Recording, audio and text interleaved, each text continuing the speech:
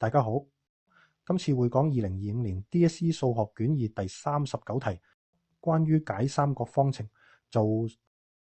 如果你未做呢條嘅話，請你先暫停影片，試下做完再睇對答案。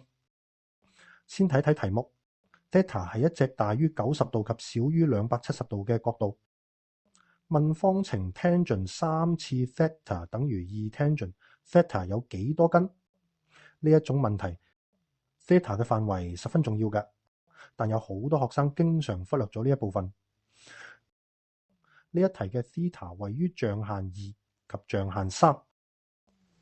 另一個常犯錯誤係有學生會見到左方右方都有 tangent θ，就會消去 tangent θ，咁樣會消去一個未知數，就會少咗一個根。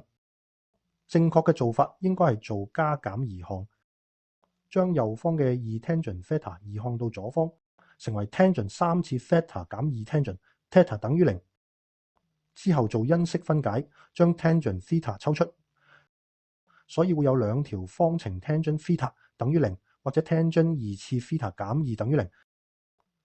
我哋繼續解左邊嘅方程 tangent θ 等於0，即係 θ 等於180度。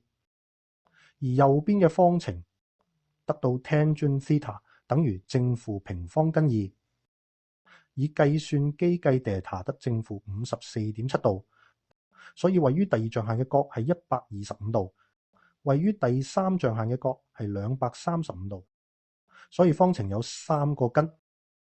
答案選 B。我把聲係用 AI Gen 出嚟，讀 θ 時 AI 有時讀啱，有時讀錯，請大家多多包涵。再見。